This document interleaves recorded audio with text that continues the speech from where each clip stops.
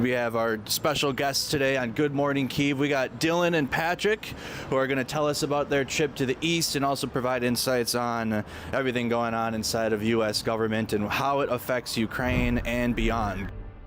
Dylan has the knack of giving us tons more information than we expected, so I'm highly excited for that. So why don't you go ahead and start off, tell us how your trip was out east in East Ukraine. Sure. We're going to have to use the mic. I only have one. Sure. So we went out east for a few reasons. We had a medical embed with the Azov battalion to interview one of their medics and possibly do evacuation embed, but the evacuation embed didn't happen. They were just too busy. But we got to interview an Azov medic and a few other medics in the area about, what's the most common injuries, and that undoubtedly from them, I was told 90% of them are either artillery or mines, which is not that surprising. If you've talked to anybody who's been near the front, those are the things that are killing the most people. The other part of our embed out east, which was definitely the part that I've now grown more of an interest in, was two artillery embeds. We went to the Zaporozhye counteroffensive, and we embedded with a artillery crew that was using M777 howitzers. Wow. Those are the American howitzers provided by the United States. And we talked to them while constantly the area was under fire. Yeah. We were about, 10, 12 miles from the Russians? They said about 10 kilometers, I think. 10 kilometers. Wow. Yeah, Okay. I'm not sure. Don't quote me exactly on that. But we were In artillery range. We were near where the counteroffensive was going on, Right. and they had a lot to say, which I was really interested in. They very much like the Excaliburs. They like how accurate they are.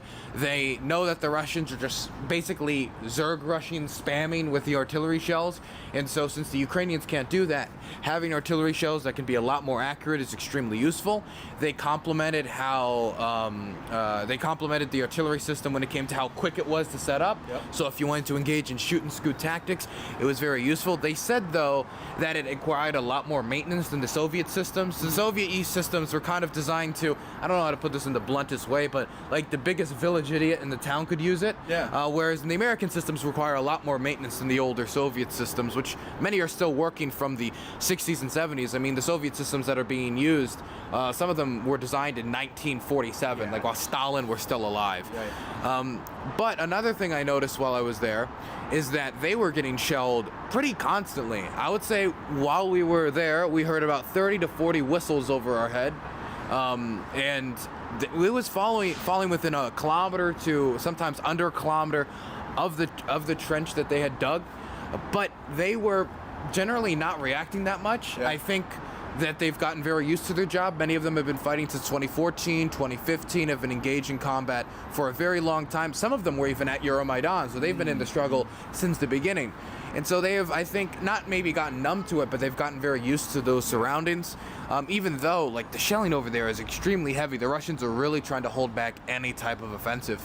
The closest shell that fell to us, it was probably under half a kilometer, ended up being a dud, though. Oh, wow. So I assume it was North Korean.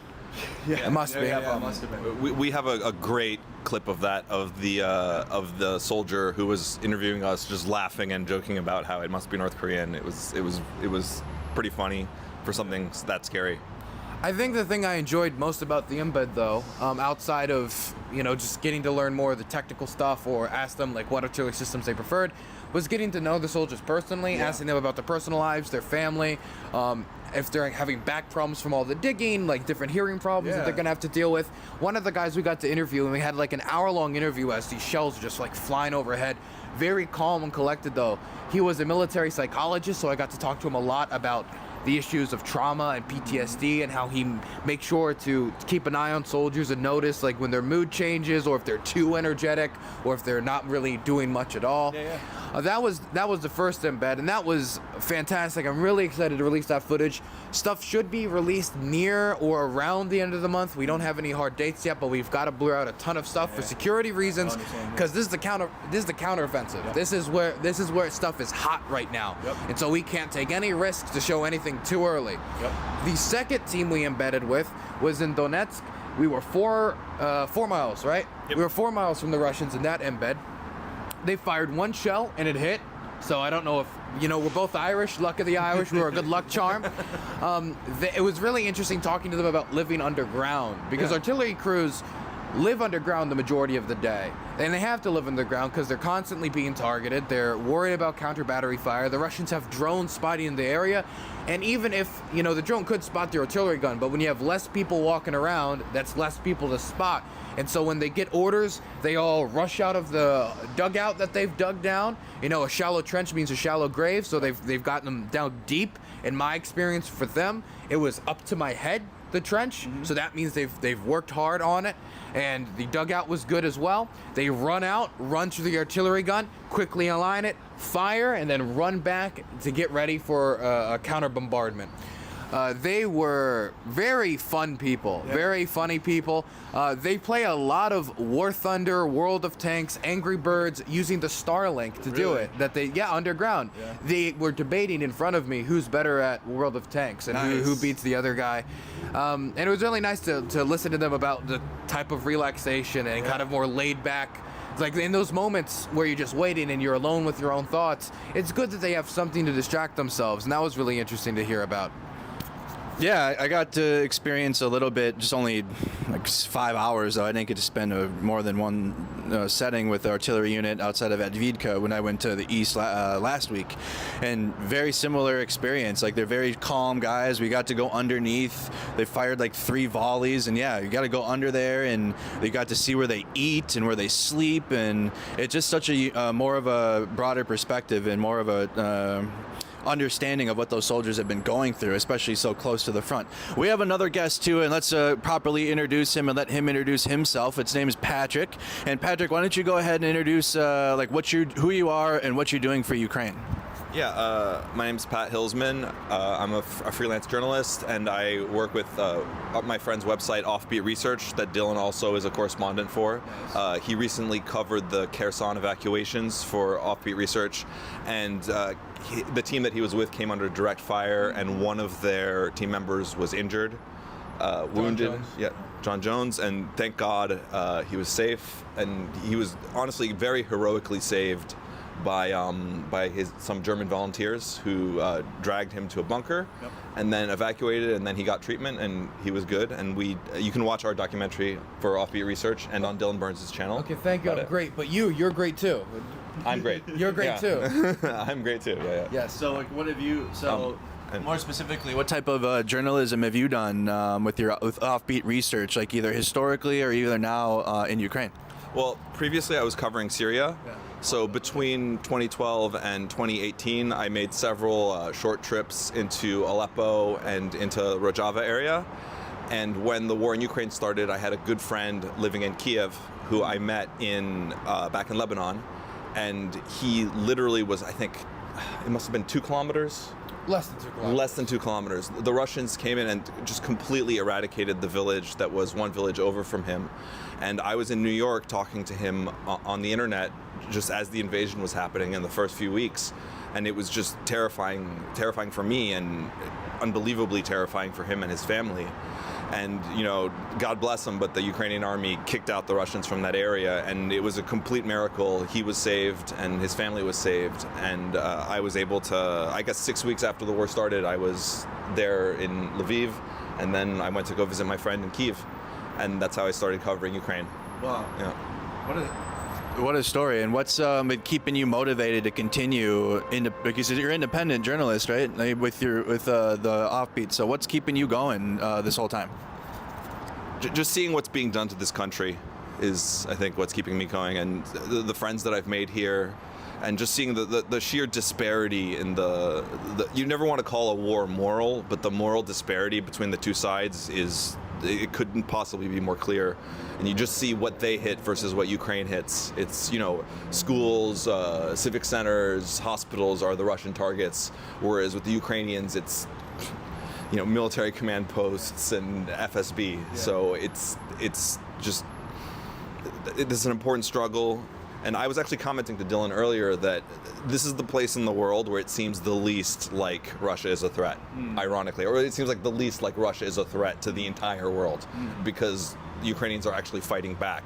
So you hear this sort of doomer talk in the United States about how, oh, Ukraine is losing or whatever, but then you go sit down in the trenches with the soldiers and they're laughing their asses off constantly, and the morale is high. The morale is very high.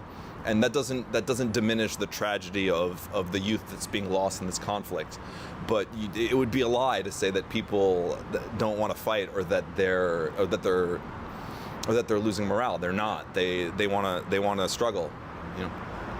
So just to hit you with a question, how do as journalists do you explain when like Americans or Westerners will say, well, how is Ukraine winning if they need all of this aid? If they need more aid and supplies, how could they be winning? It's interesting to hear that, because if you look at any number of conflicts in American history or any war ever, it is usually when production has increased to its maximum capacity, when when the coalition is most united, when they're producing the most munitions, that you're most likely going to win. It was when America was sending the most supplies, the Soviets was sending the most supplies it could to the British, had upped production to its largest capacity, that we were doing our best against the Germans. And if you want this war, whether or not Ukraine is winning a little bit or winning a lot of it, or it's somewhat stalemate, if you want the war to end as swiftly as possible, the best thing we can do is help them get the not only help them manage their logistics, help them with intelligence support, but also help them, give them the weapons necessary to win the war. When we talk about like whether Ukraine is winning, I like how the bar for this war has moved so much since day one. On day one, all of the news was, I remember seeing, I think it was like the Russia's Anonymous podcast, or I forget what it's called, just like Russians with Attitude, that's what they're called. Just like, I don't know what just happened. It seems like the entire Ukrainian military just disintegrated upon impact. The whole Air Force annihilated. And then a month later, the Russians were walking with their tails between their legs. No, not walking, running with their tails between their legs away from Kyiv. And then the bars continued to be moved again and again and again. I was like, okay, well, they weren't able to take Kyiv, but they were able to take all this other area. They're going to take Kharkiv. Okay, well, they're not going to take Kharkiv, but they took Kherson, and they're going to, okay, well, they've taken back Kherson, but they're not going to be, okay, they got pushed back from Kharkiv, and all these times the bar keeps getting moved, and it really feels like the anti-Ukraine crowd are just waiting for some sort of bump in the road to be like, okay, now Ukraine's losing, because Russia has gotten throttled and got their pockets snatched time and time and time again.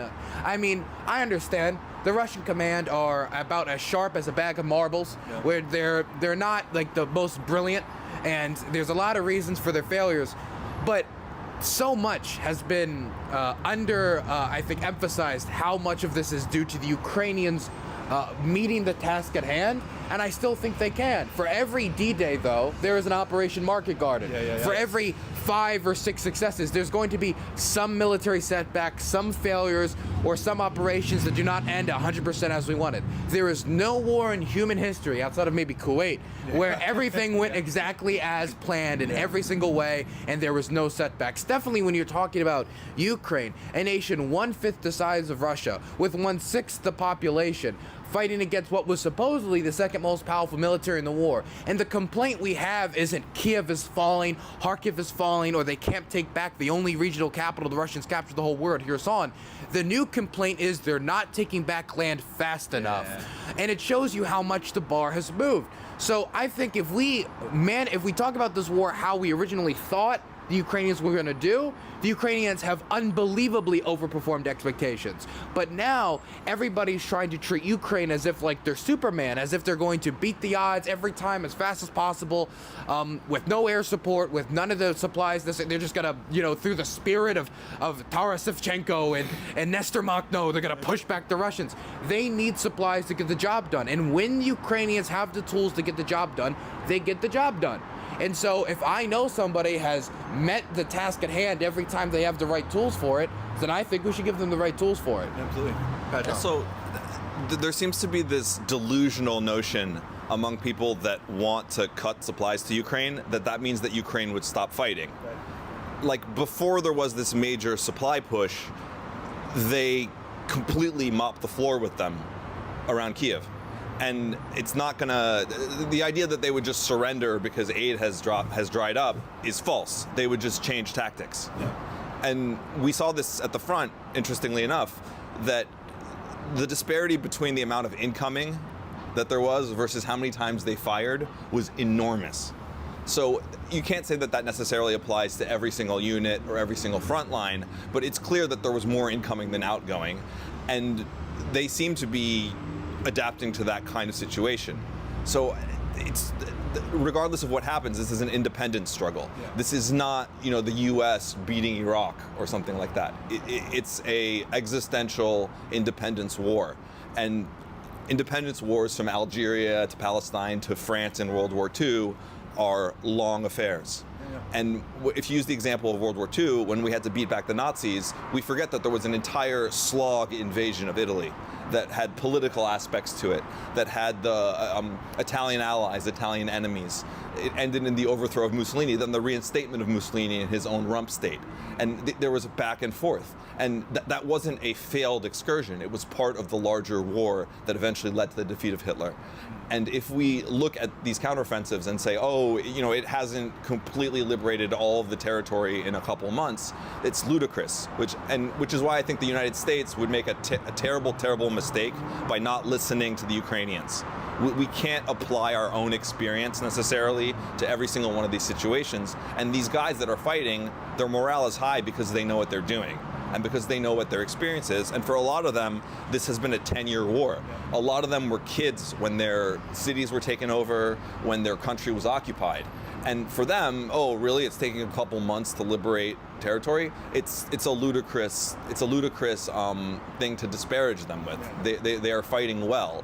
That doesn't mean that everything that's being done is wise. That doesn't mean that everything that's being done is correct, and that doesn't mean that tactics shouldn't be changed according to the situation. But again, coming back here, because I was here last year, has given me a perspective that morale is incredibly high. So even you being here last year and then now this year, the morale is unwavered, or has it gotten better? I think it's probably gotten better because there was the Kherson liberation and the Kharkiv counteroffensive since I came back. Wow, yeah. And actually, when the war started, there were a lot of people that were strongly arguing that Ukraine was going to resist, who believed that Kiev would fall. And I never thought that would happen. And that was because of the experience that I had covering Syria, where a regime that had the complete support of Russia, the complete support of Iran, a massive amount of artillery, to the point where they never even had to really stop firing for years and years. It took them 6 years to reclaim half of a city. Wow. Half of Aleppo. It took them 6 years to reclaim it, even with Russian air support. So the idea that they could have taken Kyiv in any reasonable time frame, it's ridiculous. They never could have done it, in my opinion. And the thing is, when it comes to Syria, the Russians were using General Armageddon, Surovikin, the same guy who then came back to Ukraine, tried to use some of the same tactics, and when it comes to Russian generals in this war, is considered one of the more generally competent generals in relation to many of his colleagues, like, for example, Gerasimov or the others. Shoigu! Gerasimov! It never stops being It never stops. It never stops. But at the time, I did not feel like Patrick did. I was not so sure that Kiev wouldn't fall. And I think a lot of it just has to do with the media image of Russia. Yeah. They invest so much into their media image to make them look powerful. And honestly, I don't even know if they needed to invest as much as they did, because I saw a lot of online commentators, whether it be I think it's Matt Rubin. What's his name? Dave Rubin or whatever? Dave Rubin. Oh, yeah. Matt Rubin. Yeah. Who's Matt Rubin? I'm making Matt up Walsh, people. probably. Matt Walsh, Matt Rubin. No, Dave Walsh. Dave Rubin. Dave Rubin. Yeah. And they'll play these military recruitment ads of Russian soldiers looking really strong. It's wow, they look strong. Well, our soldiers are trans. Yeah. Oh darn, we're gonna lose the war. If that's how you think of geopolitics, then yeah, this war is gonna come as a surprise to you. And that's not how I thought of geopolitics. By the way, that famous Russian soldier ad, it recently came out that the model for that was gay. Really? Which I thought was. I saw that on Twitter. Yeah. It was very funny. But I think even if I didn't buy that, the image that Russia still projected, and the amount of stockpiles of tanks and artillery shells and everything, that still had an effect on me. And the fact I couldn't get my mind around the idea that there's no way that they would actually march on Kyiv if they didn't have the ability to march on Kyiv. There's no way they would do it. It's just they really didn't know that they wouldn't be able to take Kyiv. Oh, it was all a feint, Dylan. Didn't you know that? It was all a fake. Yeah, I heard that a few times on the interwebs. That was the plan. It was to go. The plan all along. The plan all along was to go take out biolabs in cities that they never reached. That was the plan. Didn't you know that? I had no clue. It was all a feint. But speaking of enemy propaganda, I wanted to say something. That my grandparents used to tell me about how during the Nazi occupation they would listen to the Allied BBC radio broadcasts in French that were sending messages to the resistance and were giving true accounts of the war and what the situation was, even if sometimes those accounts were negative. You know, they lost battles sometimes. And then they would also listen to the propagandistic pro-Nazi radio, and in a way, and like in opposition to it, of course, but in a way it was soothing to hear the bullshit that the Germans were pushing while hearing the hopeful message of the Allies, because it made their enemies seem like fools to hear it. And when you look at Russian propaganda today, to me it has that same effect. It's some of the stuff that people that are like tankies or Russia supporters in the West might look at, like that ad, as being, wow, look at these powerful guys. We look at it here in the city that gets bombed all the time or close to the front lines, and to us it's funny. And to me that says something about morale. It says that if in a democracy, when you have an actual discourse, your message is much more powerful if it comes out of that, as opposed to if it's just like a Ministry of Information where you're not allowed to oppose it in any way, pumping out bullshit. And sometimes when I watch that bullshit from the enemy, it's inspiring in a weird way, because you just look at how stupid they have to be to try and make themselves be optimistic about this. Yeah. I think that, I don't like Marjorie Taylor Greene. I do not like Matt Knuckledragger Gates. I don't like any of those window lickers. I'm not a big fan of them. But I do think that the fact that they exist and that they can voice critiques of the war, and anytime there's a setback, they're going to be in the corner saying, got him, or like whatever they're going to be saying in the corner.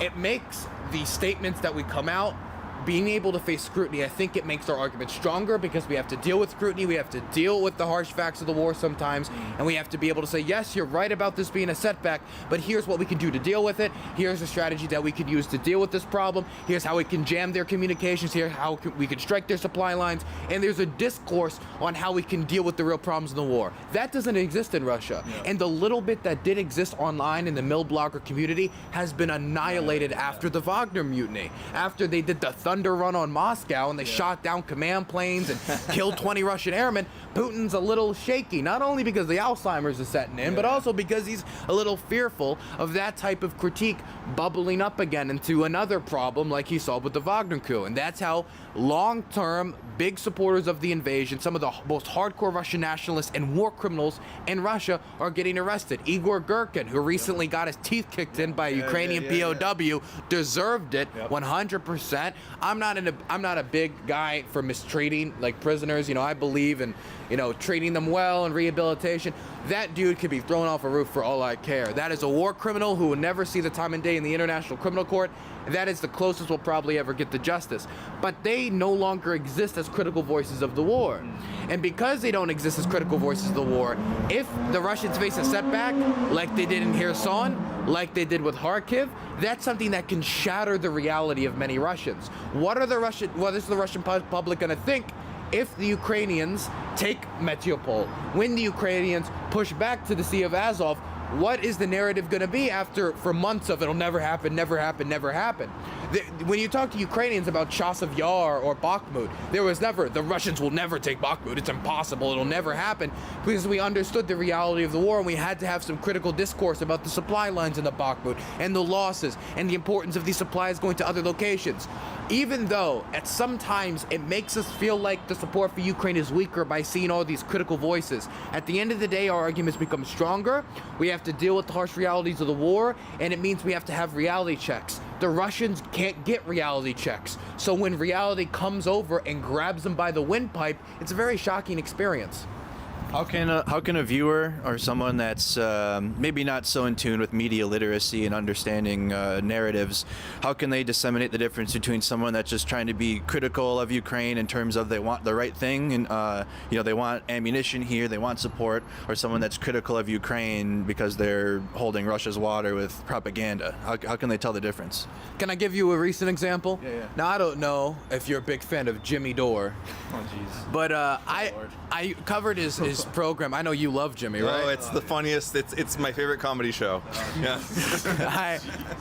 So I was covering Jimmy Dore on today's program because of a segment that he had his co-host do. Apparently Jimmy's too lazy to host his own show anymore. I don't know what's going on. I think he might be. Actually, I think it's that he's too drunk to host his own show. That's what it is. Maybe one or the other, maybe both. Too drunk, stupid, or lazy. Probably all three. Yeah. For whatever reason, he's not hosting. And he had this co-host come on, and he comes on stream and he says, guys, the Ukrainians are surrendering en masse. I've gotten a report today, a shocking report, a bewildering report, that 10,000 Ukrainian soldiers have surrendered to the Russian army using the call sign Volga radio station that the Russians put up to save the lives of them. Also, the Russians love the Ukrainians. They're coming here to liberate them. They're coming here to save them. They would never hurt them. They would never bomb their infrastructure. It's just the most, just a regurgitation of the Russian state media talking points with no alteration, no critical thinking whatsoever.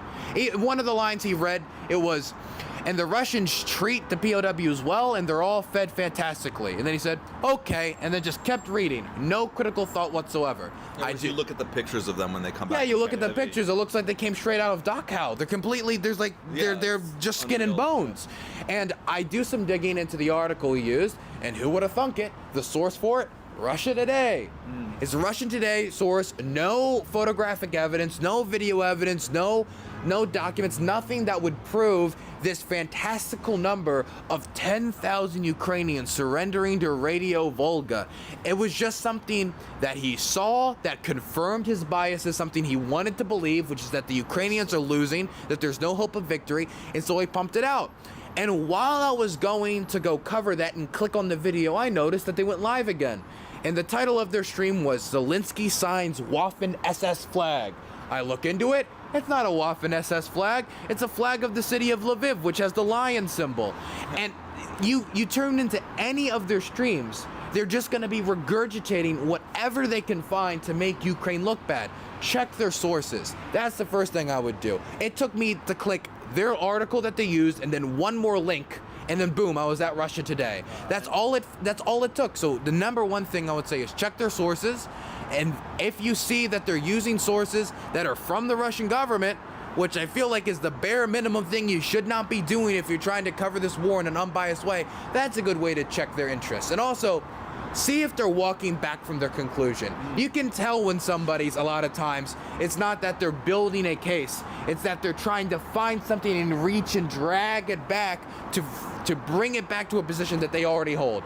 They already know that they are against aid. They already know in their mind that Ukraine's a Nazi state. So they need to go out and find something to prove it, since they know it's true, but they don't have evidence for it. Yet, what's interesting is that they'll call Ukraine a Nazi state with its Jewish president, which is ridiculous. Yet at the same time, they will use it as a catalyst to reinforce their deeply held anti-Semitism. These people. A good example is the same guy you were talking about. I think it's Craig Jardula, the guy that hosts Jimmy Dore because Jimmy's too piss drunk to do it. I could not be bothered to learn his name. Okay. Well, that guy, in his desperate attempt to confirm his obvious anti-Semitism, tried to argue that George Soros is funding the Svoboda Party. And the reason that he argued this is because Soros at some point had wanted to invest in Radio Svoboda, which is the Russian Radio Liberty, which has been around since the 50s. And we know Svoboda means freedom. So, the Austrian Freedom Party is a far-right party, but the Freedom Riders in America were civil rights activists. Just because it has the same word doesn't mean that's the same thing. And they'll do these mental gymnastics to use Ukraine as a catalyst, not only to criticize Ukraine, but to also reinforce their deeply held prejudices. There's just deep, paranoid, frightening anti-Semitism that they have. And they're just tap dancing fools out there. It's hilarious. Absolutely. Before we hop on to the next topic, which is going to be how American politics and the situation and how it's going to affect Ukraine, if you guys could like the video, subscribe to the YouTube channel. We have completed our NAFO truck fundraiser, and I don't have a new one for you guys yet. Dimitri's working on it, but we will have our next patch and our next truck ready to go here in the coming days so we can continue our NAFO fundraisers. Also, if you guys have questions for Dylan or Patrick, you can @ me in the chat and then ask them too along the way. King USMCCO says, hello from Dylan's community. Late night for me, early morning for y'all. Stay safe and have fun, everyone. Shout me out to Dylan, please. I love supporting Ukraine and him, there for you guys. From King USMCO. Hey, love you. Love you. iBlue, thank you again so much for the chat. All right, so a quote that hit me recently actually comes from Winston Churchill about Americans and how Americans will always do the right thing after everything else has been tried.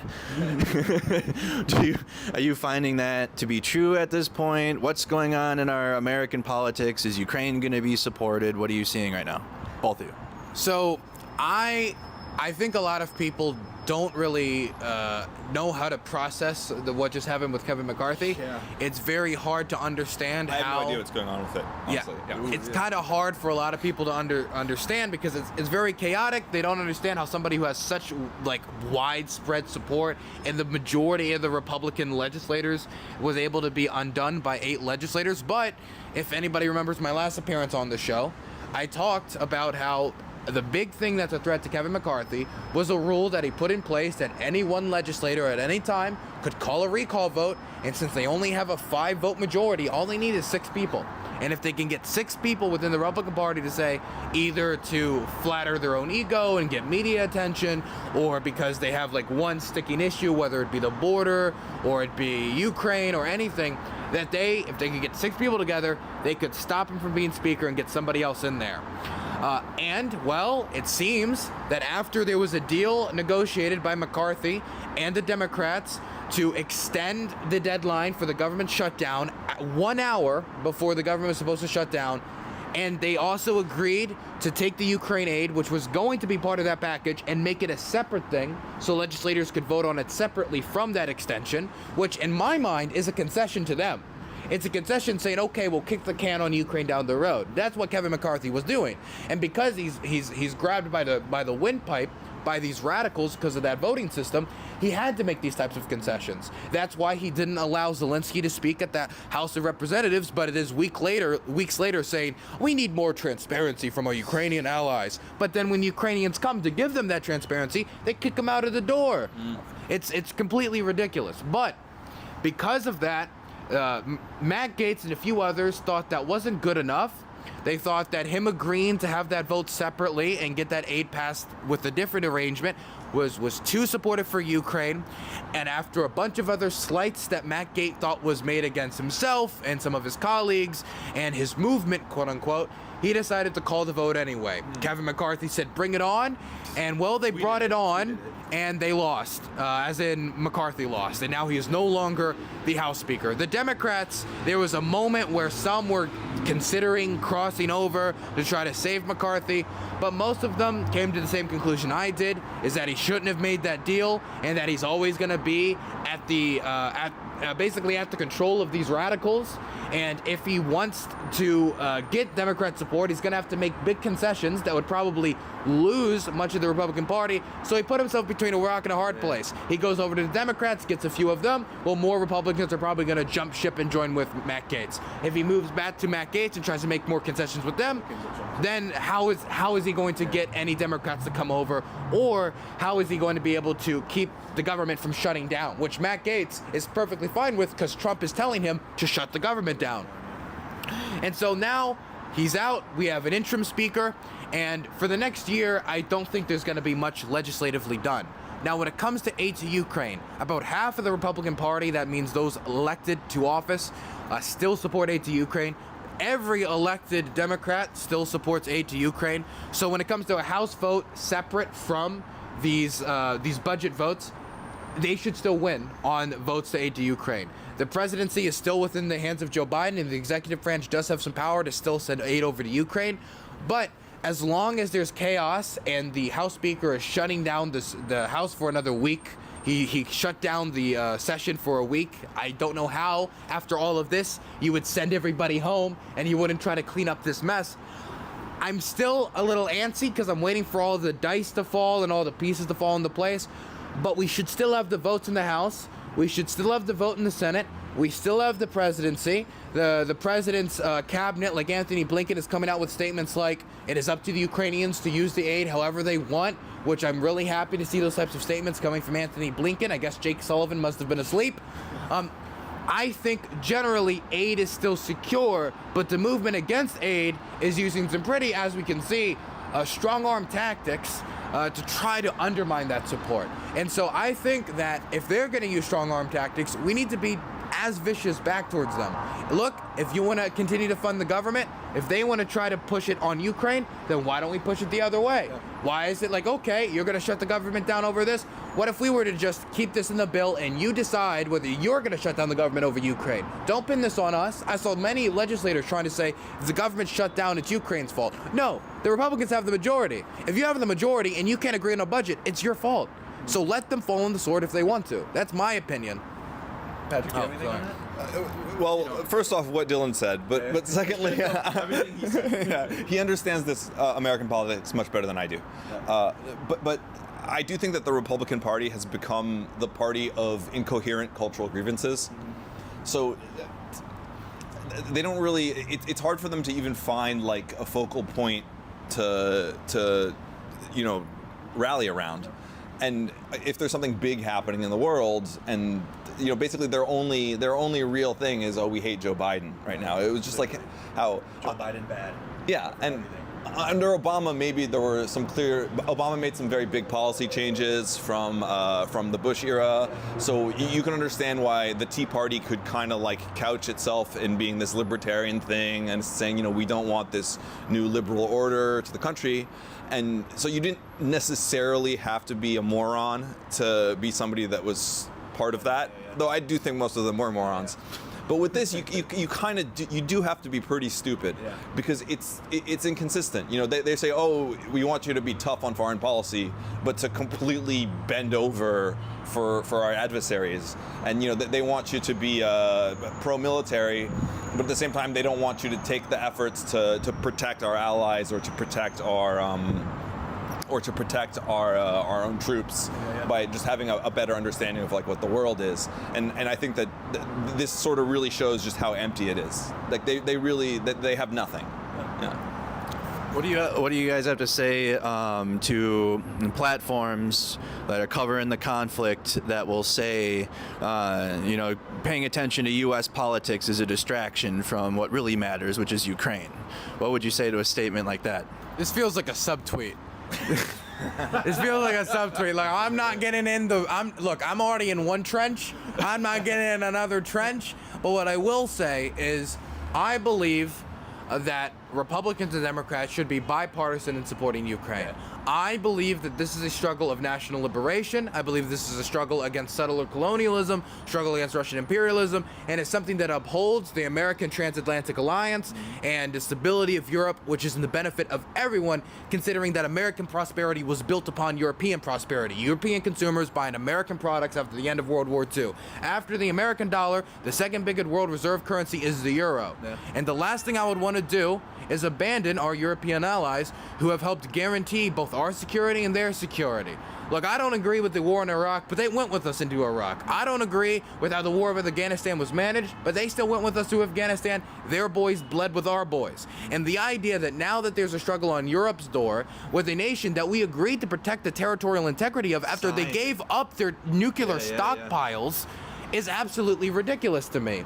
What can you say to Ukrainians who look at me, and I get this statement all the time, maybe we should get our own nukes back.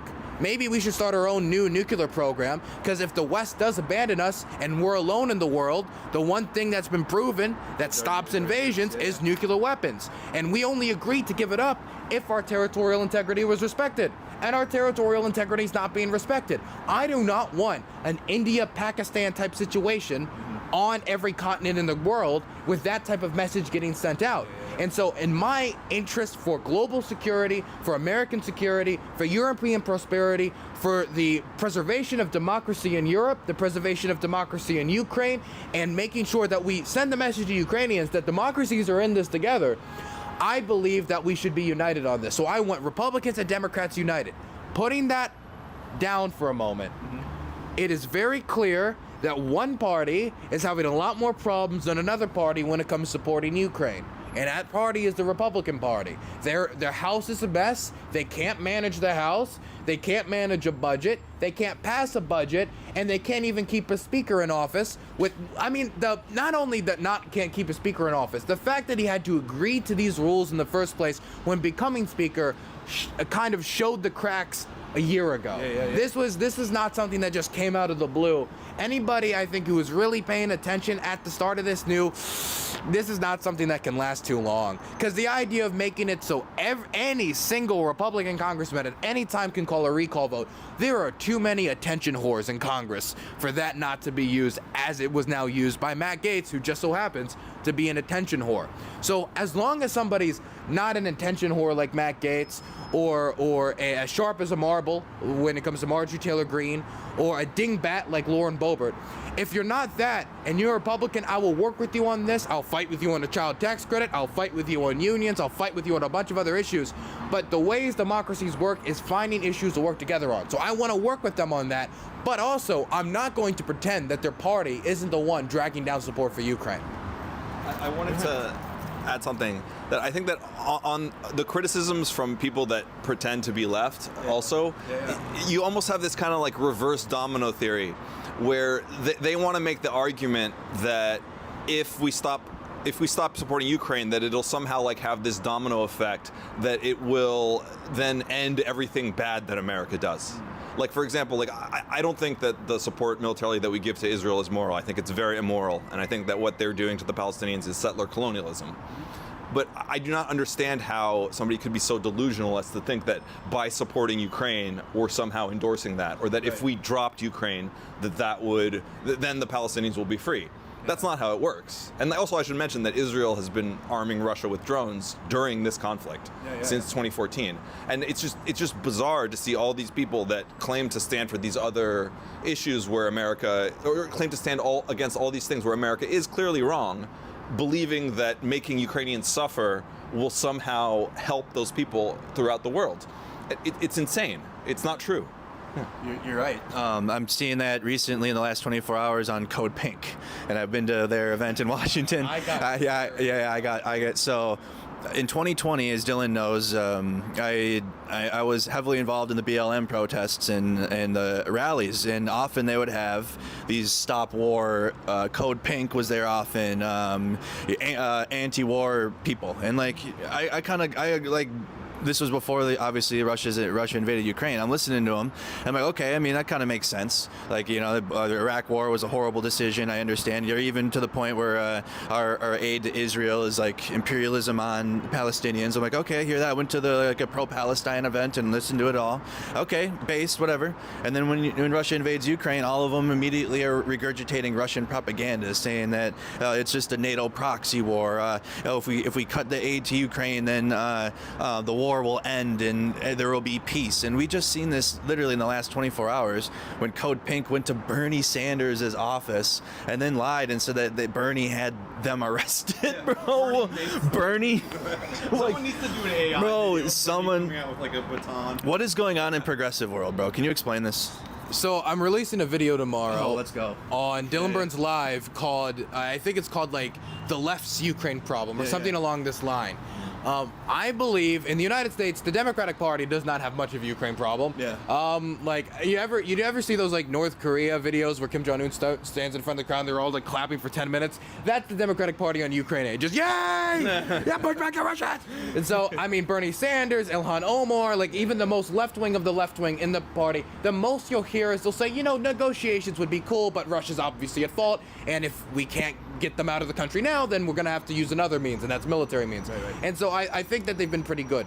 But when it comes That's to a blessing, too. Yeah, it is a blessing, and I'm happy I canvassed for Bernie.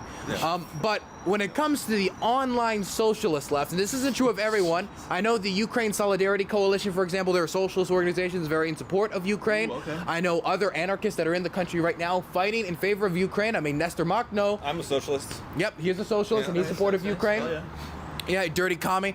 Oh, hey, but- don't slander me, man. But but the problem is that the American socialist left, a decent portion of it, was completely unprepared for this war. They, for the last 20, 30, 40, well, for basically forever, have been solely focused on making America stop its its interventions overseas, trying to stop the invasion of Iraq, push back against our continued troop deployments in Iraq, invasion of Afghanistan, the intervention in Kuwait after Saddam invaded to rob the oil fields, or any amount of military interventions. Pull out troops from Japan, pull out troops from Korea, every single military intervention. That's been their sole focus.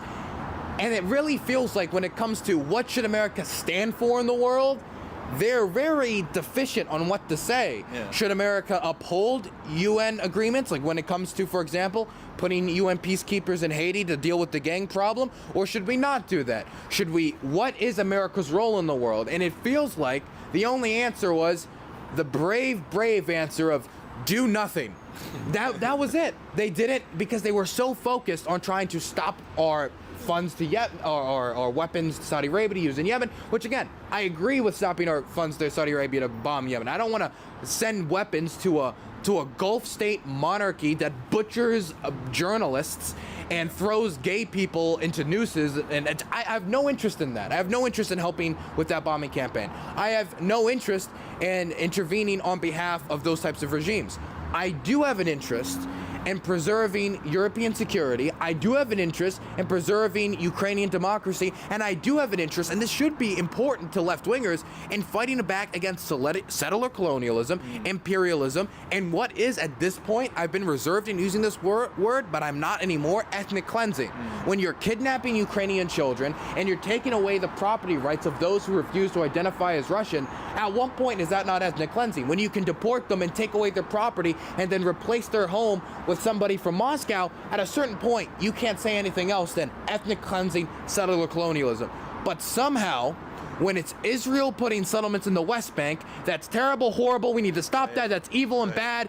Every single inch of Palestinian territory needs to be respected, but when it's Ukraine, I don't know what you're talking about, buddy. It's just land. Right. It's just territory. It's just millions of people. It's just millions of people. Yeah. They were completely unprepared for the fact that the world does not work like a John Lennon song. You know, I call them the flower child left. These are, a lot of them are either like people who grew up with, like I did, with the Iraq War and the Afghanistan War, and just they don't really have a frame of reference for America intervening in a conflict where they would be in support of our intervening. I would bring up Yugoslavia, but many people my age were not around for that, or they're very young when that was going on. But also there's the older 60, 70-year-old burnt out hippie acid left that, quite frankly, has not grown up since the Vietnam War and realized that not every war is Vietnam. For example, those 11 people who went and protested out of Bernie's office, did you listen to what they had to say? Some, like, I listened to some of the old lady. I caught it right before I went to bed last night, but I got to watch it today to regurgitate it. They were saying basically that I'm here because of all the death and the dead people, and we need to push back against the violence and the bloody war. It was just, war is bad. Boiled down to, war is bad. And of course war is bad. Nobody wants to kill, but war, and I know this is, you know, a cold way to look at it, but it's true, war is an extension of politics by other means. And so if the Russians have to politically, that's not a Mao quote. That is not a Mao quote. That is not a Mao quote, Patrick. I forget who that's a quote with. Some nerd in chat will know it. The first one to say it is the #1 nerd in chat. But it is an extension of politics by other means. And the Russians' political goal is the annihilation of the Ukrainian national identity and nationhood. And it's not just going to stop at Ukraine. if you listen to the Russians at the start of this war, Vladimir Putin himself, and there's no better authority on the Russian government's position. Von Clausewitz. It was von Clausewitz, thank you. And there's no better authority on the Russian government's position than Vladimir Putin. He was saying that basically every post-Soviet state Russia has claims to if they do not serve Russian interests. He believed that Ukraine as a state can only exist as an extension of Russia. When if Americans were to say that about Cuba, it would be immediate backlash, horrible, terrible. Oh my God, how can you believe that? And that would not even get to the point of, talking about the genetic impurity of Cubans on mainstream state TV, state TV, leveling every city to the ground. The only anger I ever saw of something like that was probably on the Howard Stern show after 9/11. That's the only thing I can remember.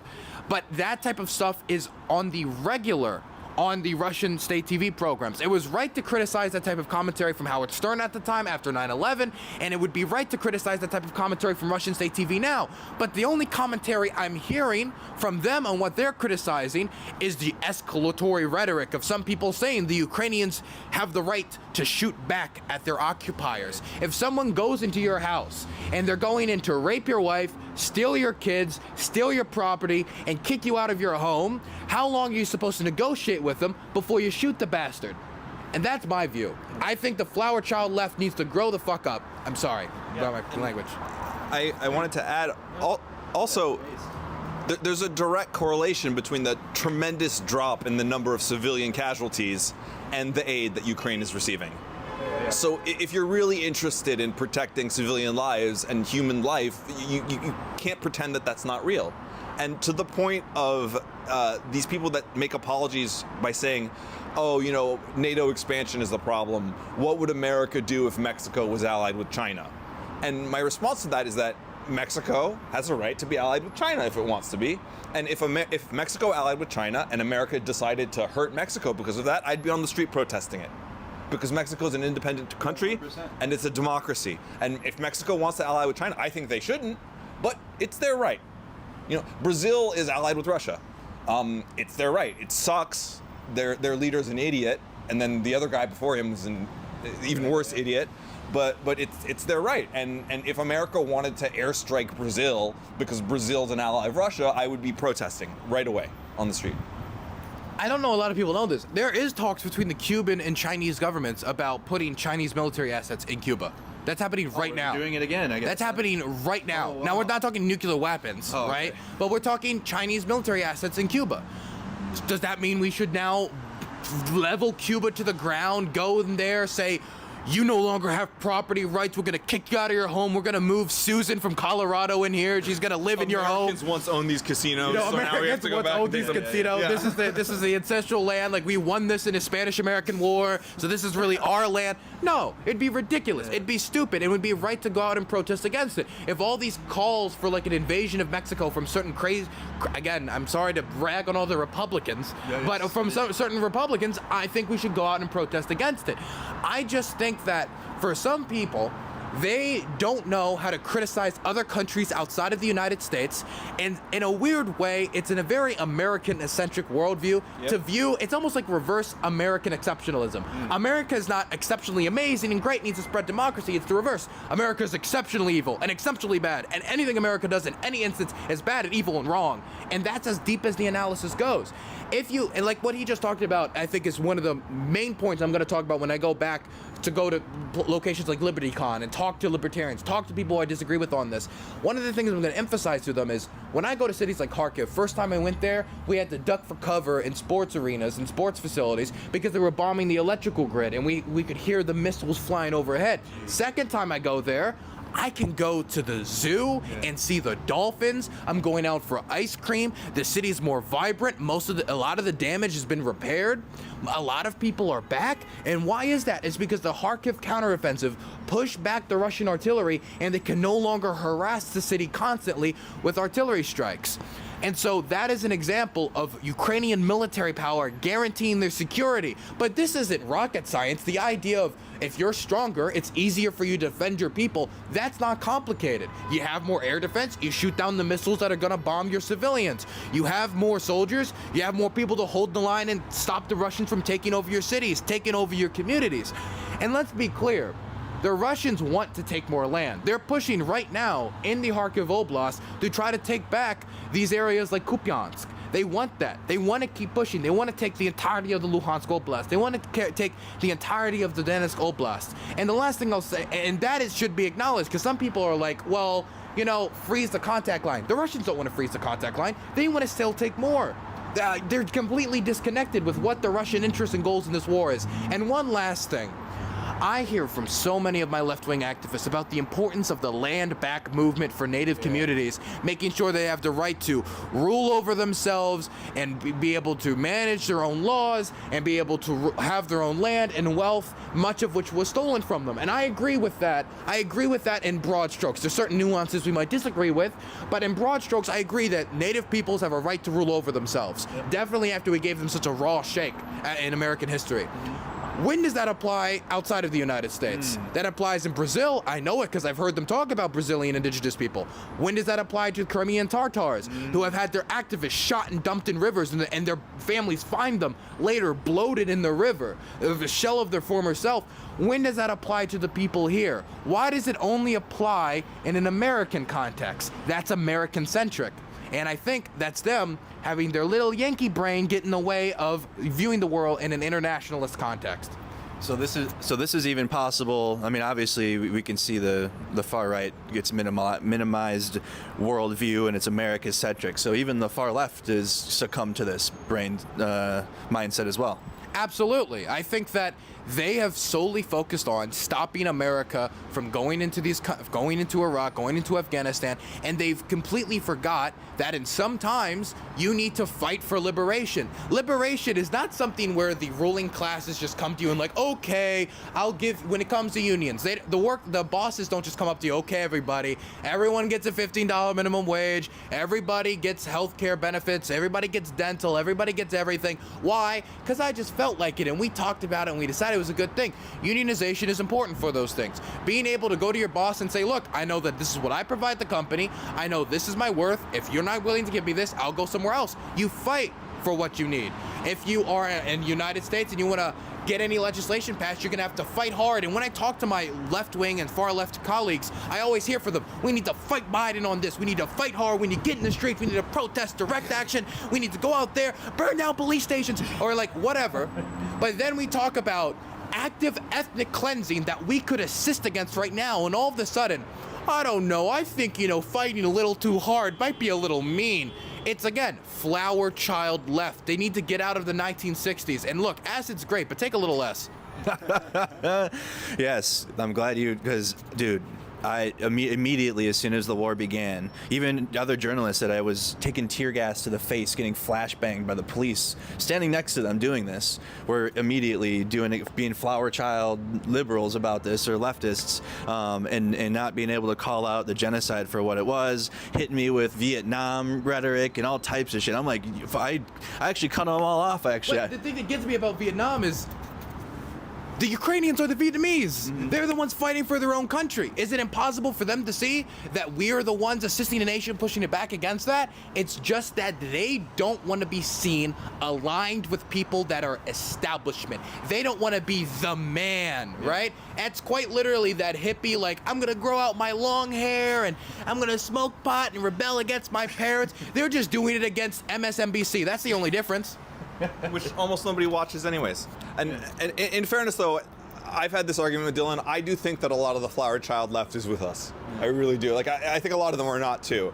But there's just, these arguments don't make sense at the end of the day, because you can't, like, I think most people would argue that, like, Lebanon deserves to have its sovereignty, or that any of these countries deserve to have their sovereignty, and it just, the idea that Ukraine doesn't is ridiculous. Like, it's and at a certain point, democracy does matter. Yeah. You can't, as bad as neocolonialism is, and as deadly as neocolonialism is, democracy also matters. Yeah. These are two things, and we no longer live in a world that's not interconnected. So you have the ability to agitate for multiple causes now. because you can say, please, for the love of God, stop sending arms to Saudi Arabia and Israel, please, and please, for the love of God, help Ukraine win. Right. You can stand there, you can say it, and you have a democracy. Say it. I want American shells produced in the United States to be bombing the fascist invaders, not Yemeni children. That's what I want. Now, I want to say one thing about this Code Pink group. They used to follow me on Twitter. They don't anymore. I wonder why. I don't know. I guess I was a little bit more too anti-fascist for them, a little too radical. I say shoot the fascists as well. But the thing that got me about their event is they did an event after that whole that stunt at Bernie's office, and they had Cornel West there, they had Lee Camp there, and Lee Camp is an RT. That's what I wanted to talk about. They had an event about peace in Ukraine. Want to know how many Ukrainians they had on? Zero. They had 0 Ukrainian voices in a war, in a conversation about ending the war in Ukraine and making a peace deal. Ukrainians should be involved in conversations about the future of the country. Didn't we learn anything from the cutting up of Africa and disregarding tribal lines and just cutting lines here and there, and we just ditch and then we see everything just explode? Yeah, that's not a good idea. Do we really think that if we were to freeze the contact line that the Ukrainians in occupied territory would just be like, okay. Or would they start stuffing car bombs into occupation officials' cars, which they're already doing? Assassination of occupation officials and collaborators, which they're already doing. Are we really going to be trading peace for 20 years of the Irish Troubles Ukraine edition? Is that what we want? Yeah. We need to make sure Ukrainians are included in the conversation. What did they have instead? They had 2 former Russian state media employees instead of the people directly involved in either trying to liberate their country or directly feeling the full effects of this invasion. I'm really heated about this stuff right now because a few days ago we were with our friend Bogdan, and he was displaced from Donetsk. He's a refugee from Donetsk, and we passed close enough to Donetsk that he could actually see some of the outskirts, like village houses and stuff like that. Very and it was intense. the Very first time he had seen it in 9 years, his old home. And I could tell the man was extremely emotional. I could see he was holding a lot back. A lot of thoughts was rushing into his head. He called his father to be like, look, it's home. Wow. It's home. And that type of pain is so hard for me to communicate to people. But it's not just land. It's not just just some territory over here. These are people's homes that they've been displaced from, that they've been fighting to return for years. And the left understands that when it comes to Palestine. People understood that when it came to neocolonialism or colonialism in Algeria and Angola and South Africa and Rhodesia and all these other locations.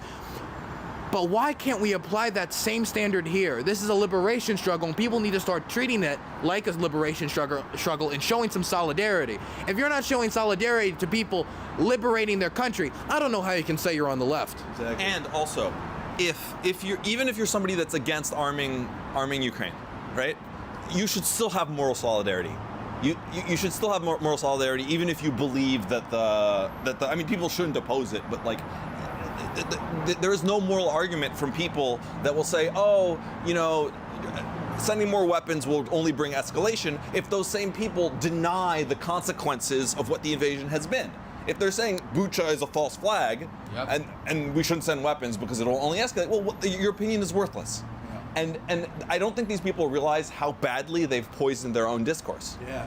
Is that they'll call Ilhan Omar a hypocrite for supporting supporting the Palestinians and supporting the Ukrainians, but that's not a hypocrite.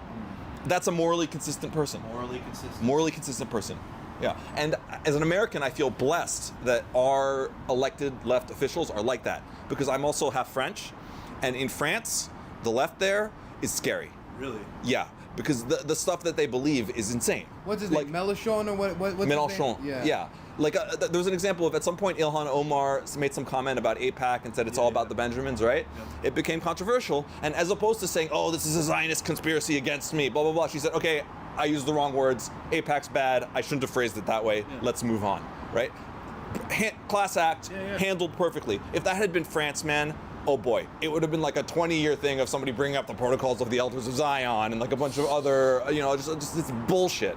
And I do, like, America has horrible faults. We support a lot of bad regimes. Our police are very, very violent. Our prison system's horrible. We have the death penalty. There's a million things about America that suck that I'll rattle off on. But on this, I think we're very blessed that we have rational people elected on the left. I know you want to talk, but I want to say one last thing. Yeah. If these people are so concerned about American interventionism, why are they not talking about what we're doing right now in Pakistan, subverting their democracy with the security services against their democratically elected leaders? Why? Because it doesn't come up in the search algorithm. That's why they're not talking about Pakistan. Ukraine gets decent enough in the SEO when you rail against aid. That doesn't, so it doesn't matter. That's why they also don't talk about Yemen that much. So I've heard a new phrase, peace grifting. Yeah, peace grifting. I can't remember who said it. Oh, it was Terrell Starr when he was walking in Kyiv yesterday. I'm gonna have him on the show tomorrow. Yeah, I'm interviewing him tomorrow. But yeah, he had said it when he was walking around, did a video, quote tweeting Code Pink's video, and he said these are peace grifters. Like they have no interest in peace. They're just on the current thing, trying to be just anti-West, anti-NATO. And Yemen has dropped off the map for them since Saudi Arabia has gotten closer to Russia. They don't care anymore. So no more Yemen messaging gone now. That is true. It's been really shocking to see how quickly I've seen so many people flip on Saudi Arabia, because Saudi Arabia is hedging its bets now between China, Russia, and United States, and it's no longer just, not an extension of the United States, but very close ally with the United States. I see. Damn, I want to hit you with one more topic. You have time? How much time do you guys have? We're Okay. Yeah. All right. So next topic, and we had talked about this at breakfast last week with Phil, and I brought it up to him in our show. Azerbaijan and Armenia, Nagorno-Karabakh. What is going on there? What is going on there? Can you give an overview? Anything, and how does it weaken Russia? Or what is Russia's influence over the region? So, there is a territorial dispute between Armenia and Azerbaijan over a region called Nagorno-Karabakh, which was fought over after the collapse of the Soviet Union. It has been internationally recognized as Azerbaijani territory for basically forever, but it has had a very long and historical Armenian community there that has existed for a very long time, and was able to exist during the Soviet period because there were both Soviet states, so it was very easy for them to travel around. It wasn't really a big concern.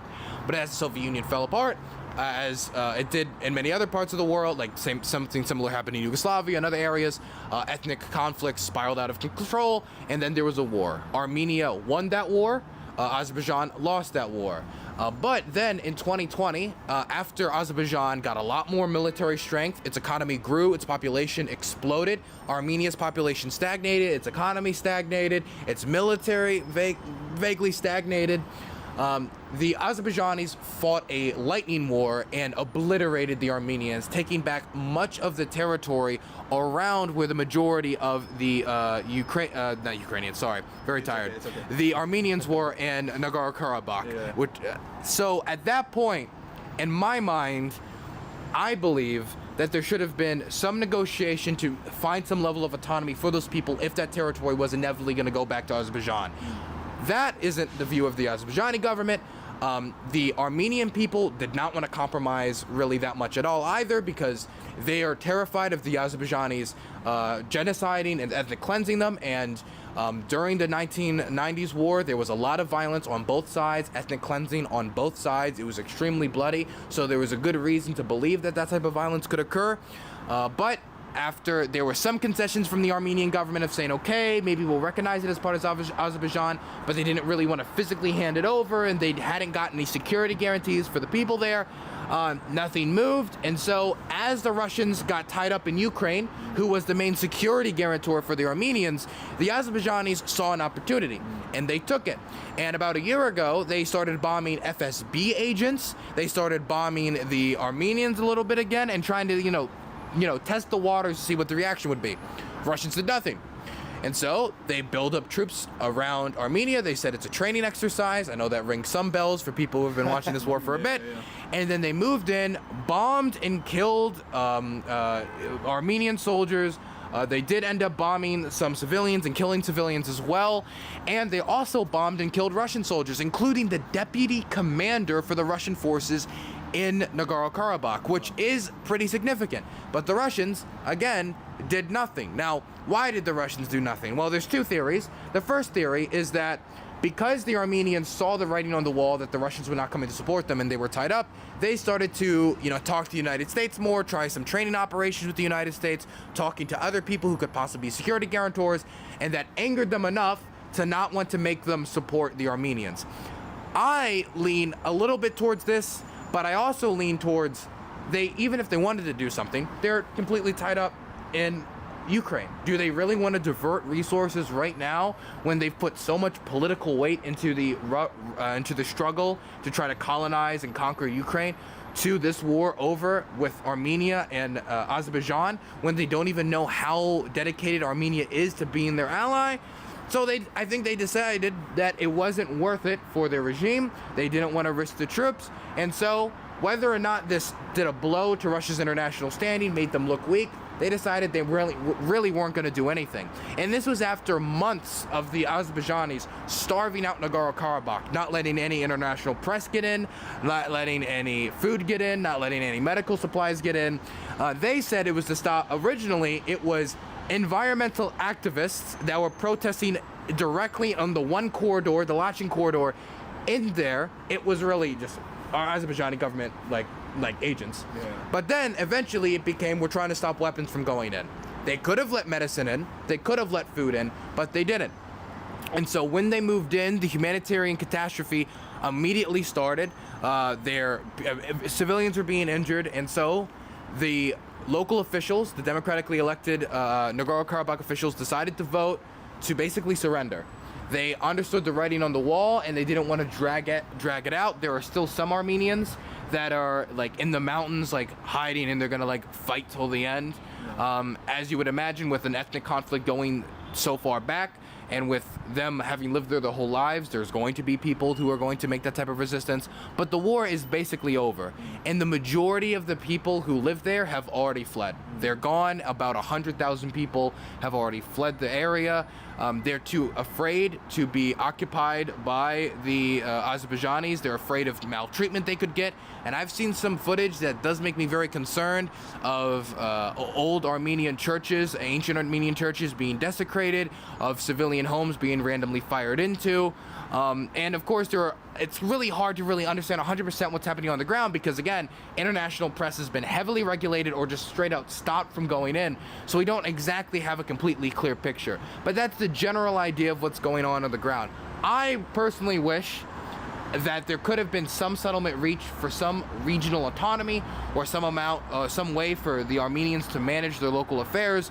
But the Azerbaijani government saw any type of compromise on that as a strike on their sovereignty as a state, since it's already internationally recognized, and since they have the power, why should they have to negotiate? That was their view.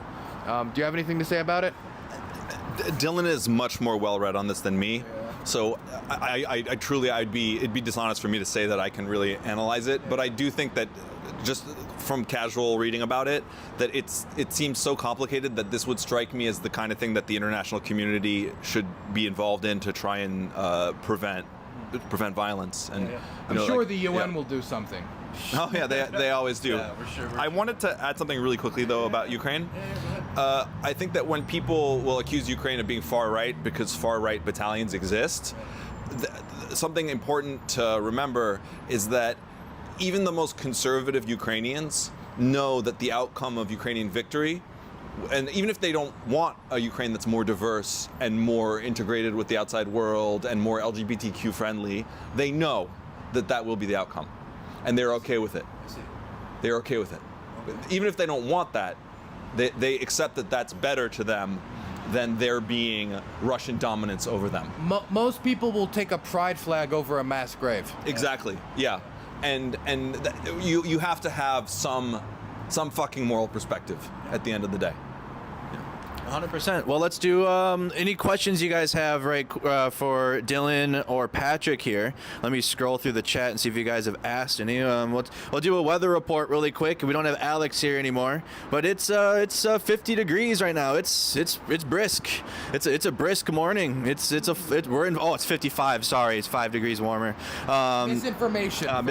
Misinformation label immediately. It's gonna get up to 64 degrees, low of 48. So it's full-on fall mode here in Ukraine, and it doesn't look like it's gonna get any warmer than 65 for the next couple weeks. Honestly, it's fall time. It's gonna get colder, and when I come back in November, I'm gonna have to make sure that I have a winter coat with me for warmth. Oh, Graybeard, of course, I got a gift for you, Dylan. A gift? Yeah. Oh. Ooh la la. I got a gift. We've been getting a lot of gifts this trip. I have been getting a lot of gifts. I got the what's it called? The remove before firing. Do you know what it's exactly called? So the it's like a tea kettle cozy. It's for like a shell. a tea kettle cozy for a shell. It We says should remove use it before as that. firing. We should use it as a tea kettle cozy. Oh my gosh, is that a stream deck? Yeah, well, it's like a switcher. So, Graybeard in the chat, who went with me to Kharkiv to interview Fumi-san, he's also a major fan of yours, and he wanted me to give this to you to use for your streams if you need them. Oh my god, that is unbelievably helpful. I don't got the budget for stuff like this, so this is very helpful for me. Oh my goodness, thank you so much, Graybeard. Oh my god, He's in Kyiv. I can link you with him, and maybe you can. Yeah. Of course, we can go get lunch and dinner. Of course. Yeah. Let's get him some drinks. Yeah, we'll go drink. So there you go. That is very helpful. Thank you. Yeah, it's gonna help for your studio work that you want to do. That is because I hate changing scenes. I have to do it in the app. It is very annoying. This is very cool. Oh my god, I'm gonna have so many sound effects. Oh my gosh, this is gonna be great. Well, thank you, Graybeard. Yeah, it's a switcher. Let me hold it up for the stream so they can see it. Wow, that's so cool. That is rad, yeah. That is super rad. The production value just shooting through the roof, man. The Graybeard must be my CIA handler. That can be the only explanation. The only explanation. Oh my god. Yeah, he's your Soros agent to get the WEF money, WEF. So any questions? So thank you, Graybeard, for reminding me of that. I did have it out for Dylan, and I totally did forget. So thank you for reminding me. Any other questions for Dylan or Patrick from you guys? This is an interactive stream. I know we just talked at you guys for over an hour, but if you guys have any questions, I will definitely ask. Dylan for Speaker of the House. Damn, that's a big. Did you see that some Republicans are trying to get Trump to be speaker, and he said he'll do it? Yeah, is there a pathway for that to be possible? That's not happening. It's not happening at all. But actually, the far right fringe, Matt Gaetz is recommending Jim Jordan. So honestly, Trump or Jim Jordan, at that point, just throw me off a bridge. So we have a Rotor Rich says, "Okay, guys, I'm leaving. Look up another narrative to get your own truth." Oh, they must be a Jimmy Dore fan. Yes. Well, I just want you guys to all know that my grandfather, William Burns, of the head of the CIA, you can Google it, it's true, he will be going to your home very shortly, and he will be putting you in front of the hypnotize ray, and you will be made the biggest pro-CIA global homo bimbo before the end of the day. So you better look out. And we also should do a moment of silence for all the children that were traumatized by Jackson Hinkle's face at that amusement park with the tanks in Moscow. Oh yeah, the white sneakers. That's so oh funny, my too, gosh. He was dressed in camo and stuff at the park outside Moscow, and I was thinking that everybody at the front line is decked out in anime patches and stuff. It was very funny. It is very fun. And the thing is, Jackson Hinkle is very concerned with his own image. You can tell when somebody like angles every shot in a certain way to try to show the most muscle or the best way. But next to those artillery guns, he couldn't get around the fact that he's a manlet. And he can. There's no positioning there when someone else is taking the photo next to the artillery gun. Oh my goodness! But being a manlet is perfect for Russian tanks. So if he needs to go to Ukraine, man. Look, I think that Jackson Hinkle, he should start the Tinkle Brigade, and he should march into Ukraine. Okay. He sure dipped out of that fight challenge against you. That is true. He challenged me to a boxing match. Did you know that? You would eat him. He did challenge. Well, he challenged me to a boxing match because I challenged one of his friends to a boxing match, and they agreed, and then they backed out when they found out I used to box in high school. Oh, fuck. And then he challenged me, and I said okay, and then he's never followed up. So I said we'll do it in Kyiv. Look, we'll do it in Warsaw. We'll do it whatever he wants. How about we do it in Hungary? There he can have like a home style crowd. He can have a crowd supporting him. I can be the heel. So, ironically, that same comment ended up writing this afterwards. So, not, it just. Oh, he said Slava Russia. Yeah. Got you. Okay. So, very easy to identify that one. Okay. It's only Bakto nash Nestor Ivanovich Makno. Okay. There we go. All right, a couple more. I don't know what you said, but I'm sure it was at him. All right, Very offensive. Nice. All the slurs. Nice. What ancestry is Patrick? I'm French, Irish. Well, I'm like literally French. My mom's from France, and my dad's Irish, German, American. Yeah. Dope. What's your background, Dylan? I'm a mutt. Nice. I'm a dirty mutt. I'm Irish and German, which means if I start drinking, it's gonna be a problem. It's gonna be a real problem. Actually, I have a flask which I keep a little bit of honey whiskey in always, and we were driving back from a rehiv, and the area was getting pounded, and our car tire broke right outside of a rehiv, and we had to quickly change the tire because we're in the region, and so I had a little bit of liquid courage to get me through it. Okay, but I gotta reel it in. But family's got a history with that stuff, so I gotta be careful. 5 minutes earlier, we probably would have had to have ditched the car. Because you were in the range, huh? I'm a mix too. I got like indigenous Mexican, Lebanese, and Italian. So. God, I love America. Yeah, American all the way, definitely. A couple more questions for Dylan and Patrick, if you guys have them. Can you ask Patrick about his time in Syria, and were you there before 2015? Yeah, I was there starting in 2012. I went on short trips into Aleppo in 2012, 2013, and 2014, and then I was in Aleppo province in 2015. But that was a few months before. I guess the Russians already were probably on the ground, but it was before they like announced that they were intervening. Yeah. And then I went to the Kurdish areas in 2018. Oh wow. Yeah, and my experiences on the ground. Talk about the buildings. Everybody, that always interests people, about how close people were in the buildings. Yeah, it was. It was like the fighting on the front lines there was so close that sometimes the rebels and the regime people would be in the same buildings. Wow. And sometimes you'd have, you could hear them yelling back and forth at each other from like the ruins of the same structure. Wow. And that was really very crazy. And what can you say? There were moments where, well, I saw probably like my first really traumatic injury there, where I saw a shell land on a building and really badly damaged a little girl's leg. So we drove up, our driver, and then there's crazy footage of this that Dylan, I'll send it to Dylan so he can put it on his Twitter. But and so we drove her to a hospital. That was really traumatic, and just seeing the way that this government was like trying to wipe its own city off the map was really very shocking. And then seeing how a lot of that created a vacuum where people were forced to flee, which meant that some of the more fanatical people who didn't really have a problem with living in that kind of environment were able to exploit that. It really is. It was a lesson for the entire world that it's important to stand in solidarity against dictatorships.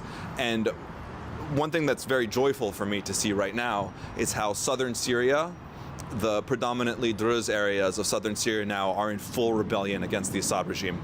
And these are the people that all of the quote-unquote intellectuals and university professors that claim to understand chemical weapons deniers, all those assholes will claim are the core of the Assad regime, that he's there to protect the minorities. And these people in the south grew up their entire lives under the Assad regime. Some of them that you see protesting now were like 9 years old when the revolution started, and they come out on the streets with the Free Syria flag. They know all of the chants, they know all the slogans. They have been exposed to the regime's chemical weapons denial for 10 years, and they hold up posters calling them chemical weapons users. They hold up posters saying we have the same oppressors, Russia. They're demanding the withdrawal of Iran. And these are people that lived in the bullshit of the regime for their entire lives, and they see clear as daylight. And they are with the revolution, and they're rebelling. And yet idiots in the West will try to make these arguments for why dictatorship promotes stability. And dictatorship does not promote stability. Like, if you look at Libya even, the tinderbox that is Libya was built by Gaddafi. To create a system that where the country will not survive in your absence is not stability.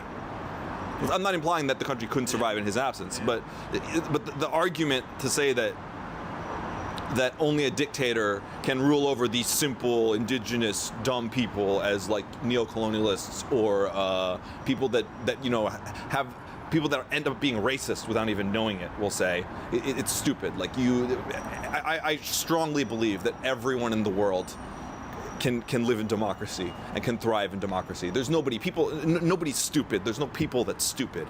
We are all equal. That's very fucking important. It's cliched, but it's very fucking important. And everybody could vote and live in freedom and be happy. And I truly believe that. I'm an idealist. I'm a true believer when it comes to that. And the Arab Spring, the people that resisted for the Arab Spring are still there. Those that survived are inspiring the next generation, and it will never stop. It will never stop until there's democracy, I hope, throughout the entire world. Yeah, and liberation of occupied peoples. Of course. Assad killed. If ISIS wishes, they could have killed as many people as Assad and the Russians killed in Syria. It's not even, if you look at the statistics of how many people were bombed and how many people were buried in their homes and suffocated to death, it is absolutely horrific. But the amount of defense I saw at the time for Assad, it even caught me up a bit. I don't think I've ever told you this, but when I was in middle and early high school, the chemical weapon stuff even caught me up.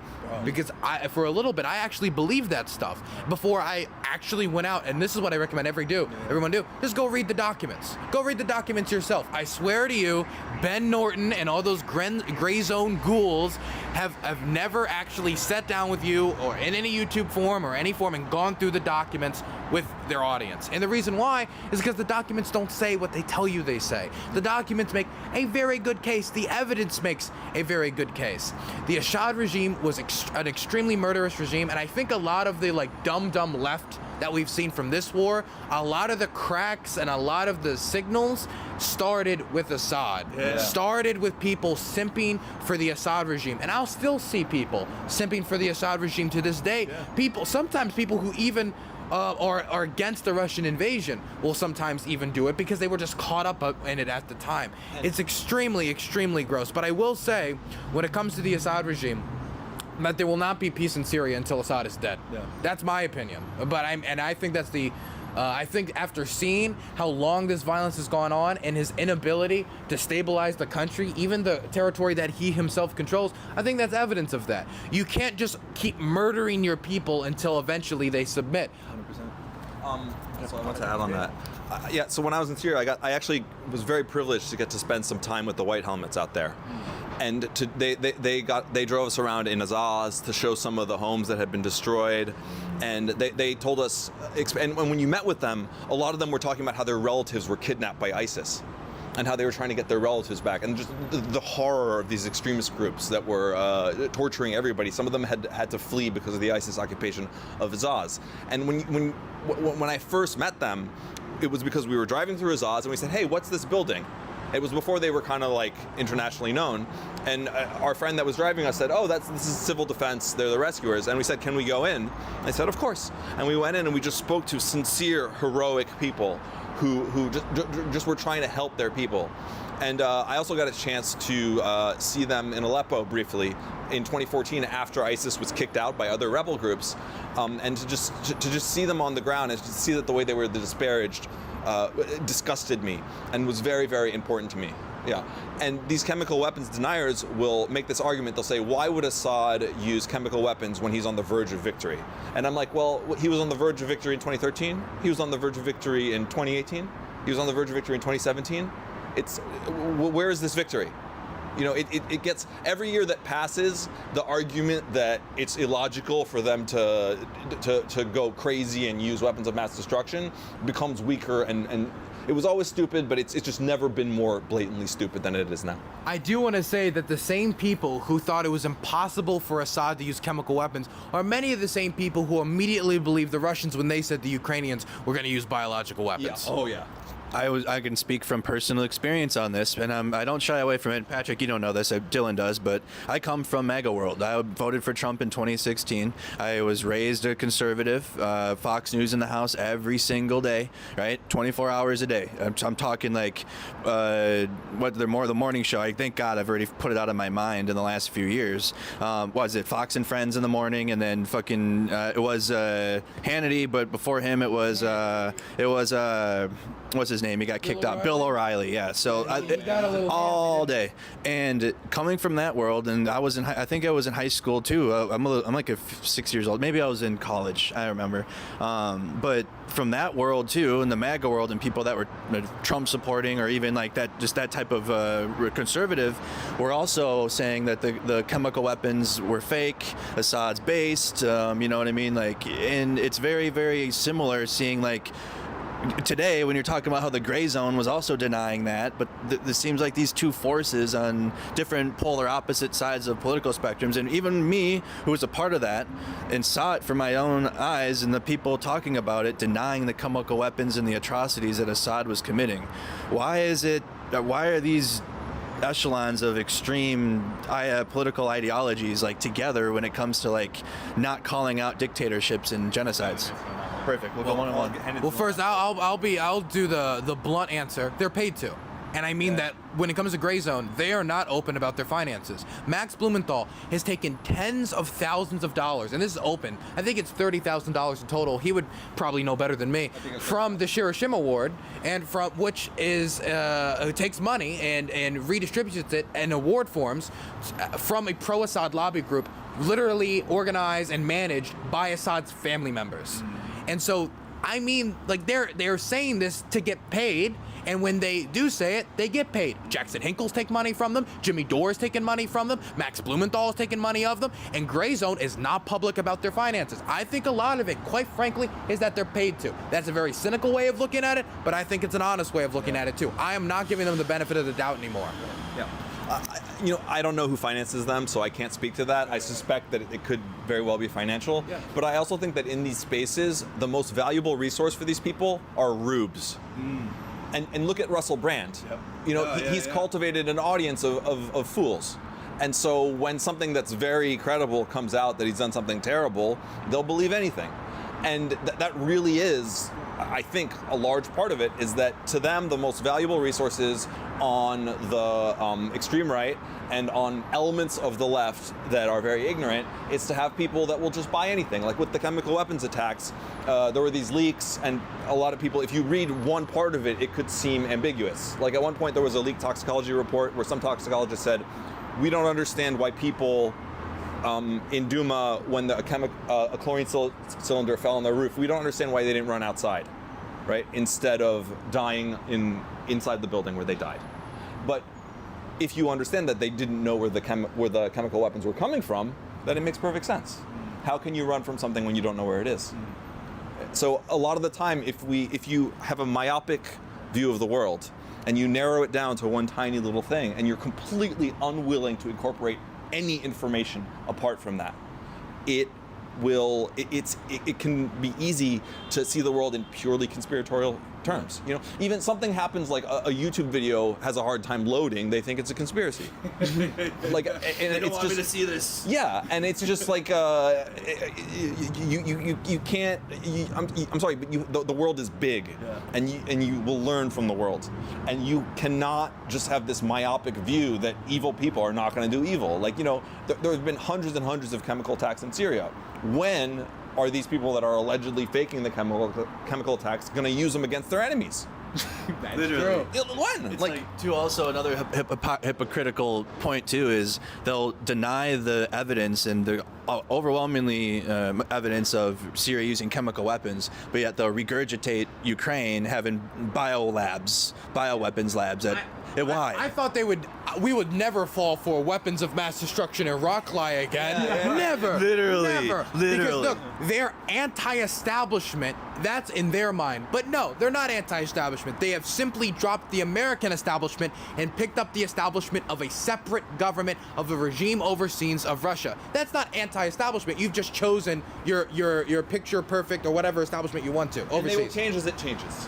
They will change as that government, that's the 1984 comparison, that they will change as that government changes. Now Saudi Arabia is back in the axis of resistance, even though they're normalizing with Israel and bombing Yemen. Now, oh yeah, well, you know, they told America to fuck off, and they're buddies with Putin, so they're great. Now resistance is allying with Israel and bombing Yemen. It's illogical, and they will just go with the flow of whatever this reactionary bullshit from Russia is. All right, guys, let's do final thoughts because I got to get to an event with Phil. I'm going with Phil Bittner somewhere cool. Oh, awesome. Yeah, and there's also like a Spartan race too at the same location this weekend, so I'm gonna be there twice. It's what's it called? Fucking let me look at it quick. If you guys haven't liked the video, subscribe to the channel. Also, make sure you're subscribed to Dylan's channel if you haven't. Where's Phil? Can I say something about that? Of course, yeah. My second channel, DylanBurnsLIVE, is only, I think, 119 subs away from 20,000 subs. go. So if anybody wanted to go over there and subscribe right now, I'd greatly appreciate it. And my main channel, we're going to be releasing an interview with a Brazilian International Legion fighter very soon. And of course, all this footage from or embedded with the artillery crews that will eventually be released on the main channel, Dylan Burns TV, in the near future. So if you guys could go sub to that second channel and get us to 20K, I know my editor would very much appreciate it. Hell yeah. We're going to the National Museum of Folk Architecture and Life. Wow. So it's gonna be some chill content. Like here's some more of Ukraine that you might not have seen type stuff. So I'm excited for that. I like that type of stuff. So let's do final thoughts. Anything you guys have on your mind that you might not have gotten out for viewers or anything. Let's start with Patrick and then Dylan, then I'll wrap up. I think there's a lack of body armor and tourniquets right now. Yeah, so I don't want to give a broad final thought because I think that we touched on a lot of that stuff. But I think that I think Dylan and I are going to try and find some places for people to donate to get tourniquets and body armor. That would help save some lives. Let's try and put our heads together to get some more tourniquets and body armor to the people on the front.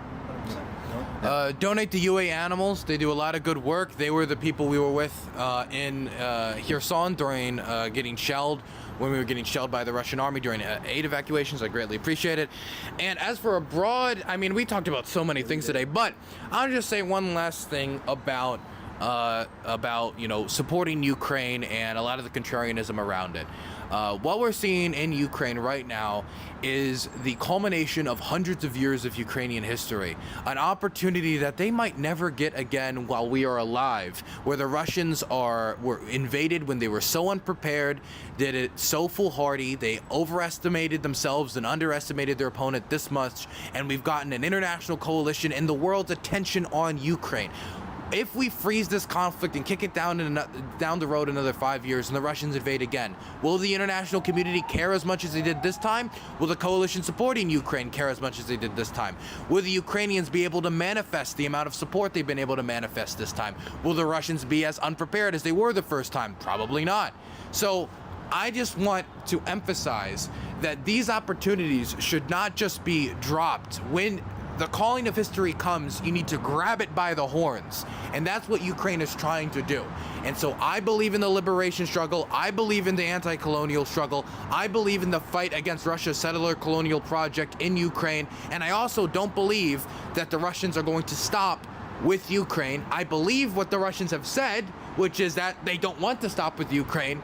And so I think you should believe someone when they tell you who you are. Support Ukraine's liberation. You can find me at Dylan Burns TV or anywhere where Dylan Burns is sold.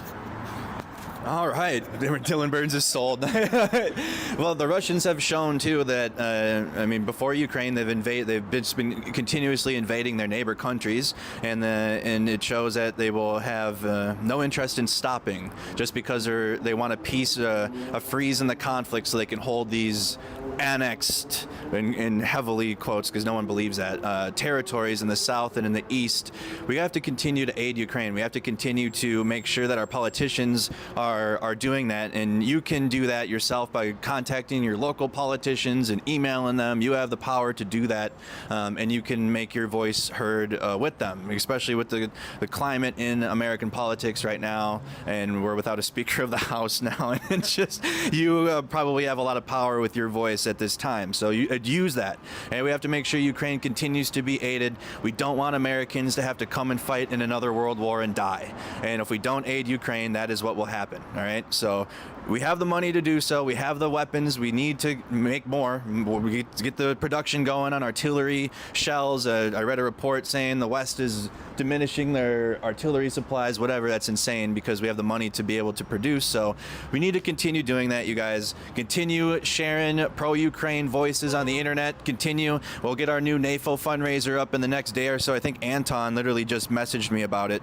So we'll have our new campaign ready to go here very soon. Subscribe to Dylan Burns TV. Subscribe to Dylan. What's your other channel name? Dylan Burns Live. Yeah, Dylan. 19 subs away. Dylan Burns Live. Research. And Offbeat, which is on Twitter at Offbeat Research. Offbeat Research on Twitter. I'll put the Offbeat Research link in the description after this. So thank you guys again for tuning in to another amazing episode of Good Morning Kyiv. Leave a like on the stream. Subscribe to all the channels. I'll have Terrell Starr on tomorrow morning. We're going to have a great conversation and then a great weekend at John Sweeney's Vladimir Putin Do Fuck Off Festival event. I'm going to pop. that this weekend? Yeah, Saturday, Sunday. Oh, that's awesome. Yeah, I'll give you the info. We can pop in and out. We don't have to be there the whole time. We'll just, sounds good.